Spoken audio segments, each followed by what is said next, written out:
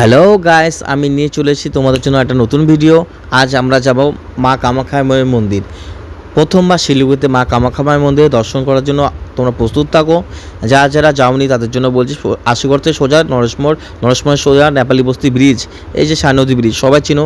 তারা একটু আগে গেলেই আমাদের নেপালি বস্তি ফরেস্ট, বৈকুণ্ঠপুর ফরেস্ট যাকে বলে, এই ফরেস্টের মাঝখানে কিছুটা গিয়েই তোমরা একটা লেফটে রাস্তা পাবে।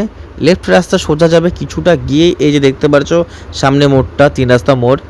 বাঁদিকে আপনাদের নেপালি বস্তি প্রাইমারি স্কুল, ডাইনের দিকে গেলে আদর্শপল্লী বা রূপ ক্যাফের রাস্তা। সবাই চেনো, যারা কাপেল আছো তারাও চেনো আদর্শমনের জন্য। এই ডান দিকের রাস্তা রূপ ক্যাফে, আদর্শপল্লী যাবে, এদিকে যাবে না।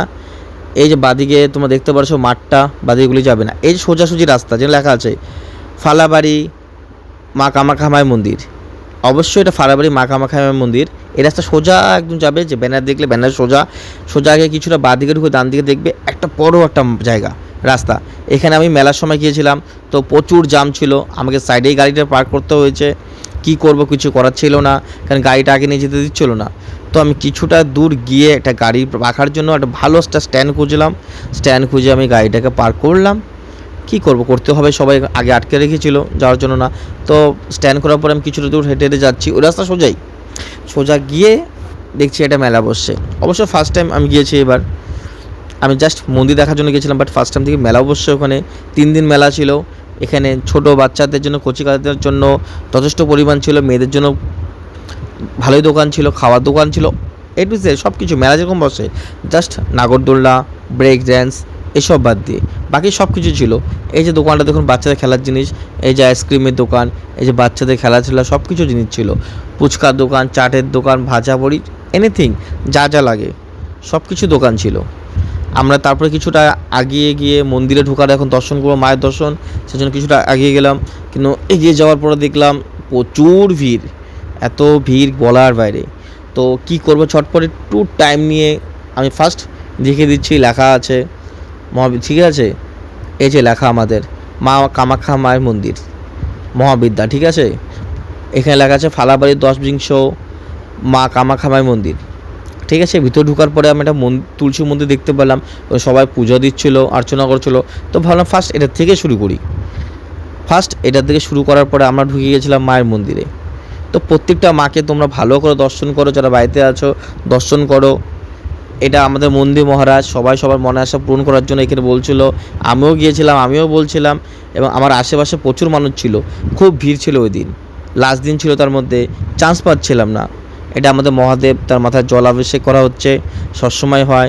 আর ওখানে টিকা পরানো হচ্ছে, ওই যে এক দেবী পড়াচ্ছে। সব মেয়েরাই, সকল মেয়েরাই দেবী এরা।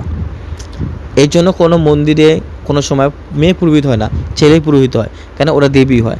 এই যে মা, এক মায়ের মন্দির, ঠিক আছে। প্রত্যেকটা মায়ের নাম আমি গিয়ে বলতে চাই, এখন প্রচুর টাইম লাগবে। তো উপরে দেওয়া আছে প্রত্যেকটা মায়ের নাম, ঠিক আছে। তোমরা যারা দর্শন করতে চাও ভালো করে দর্শন করো। এখানে ধূপকাঠি, আগরবাতি যাকে বলে দেওয়া হচ্ছে, লাগানোর জন্য একটা আলাদা জায়গা ছিল, কোনো অসুবিধা ছিল না। এটা মেন বটগাছ, যে বটগাছে সবাই অভিষেক করছিল, যার যে মানসা ছিল বা মানসা করছে বা মানসা করবে, তারা এই বটগাছে এসে সুতো বাঁধছিল। কেউ সুতো খুলছিল, কেউ সুতো বাঁধছিল। আমার দেখতে খুব অবাক লাগছিল যে এখনও এই জিনিসটা আছে। আমরা তো আর সবাই গুয়াহাটি যেতে পারি না। মা কামাখ্যা মায়ের মন্দির মানে আমাদের সতী দেবীর মেন যে অঙ্গর থেকে তৈরি হয়েছে মন্দির, সেখান থেকে যাওয়া সবার পক্ষে সম্ভব না। তার জন্য যারা যেতে পারেনি তাদের জন্য এই মন্দিরটা খুব ভালো। দুটাই সব মায়ের মন্দির, কিন্তু এই মন্দির আসতে পারে ছিন্নমস্ত কালী, আমাদের মা কালী মন্দিরে মা কালীও আছে এখানে। মায়ের যত শতরূপ আছে, প্রত্যেকটা রূপ এখানে দেওয়া আছে। তো যারা এখানে আসতে চাও প্লিজ চলে আসবে, খুব শান্তিপূর্ণ জায়গা, মায়ের অজস্র রূপ আছে। এই বট গাছটা খুব পবিত্র ওদের মতে। এই বট গাছের নিচে মেন পুজো হচ্ছিল, আপনারা দেখতে পারবেন। ওই পাশের থেকে যখন আমি গিয়ে নিয়ে যাব তখন এইটাও একটা মায়ের মন্দির। ওইখানে টোটাল 36টা মায়ের মন্দির ছিল। আপনারা যারা ভিজিট করতে চান প্লিজ চলে আসুন। রোজ দিন খোলা থাকে আপনাদের জন্য, সকাল 11টার থেকে বিকাল 7টা অবধি খোলা থাকে। আপনারা সবাই চলে আসতে পারেন। এই যে মায়ের মন্দিরে এখানে পূজা হচ্ছিল, মেন সবাই অভিষেক করছিল, ফল দিচ্ছিল, কেউ টাকা দিচ্ছিল, কেউ নারকেল দিচ্ছিল, যে যেরকম পারছে দিচ্ছিলো। এরপর আমরা চলে গেলাম ফট করে খিচুড়ি লাইনে, প্রসাদের লাইনে।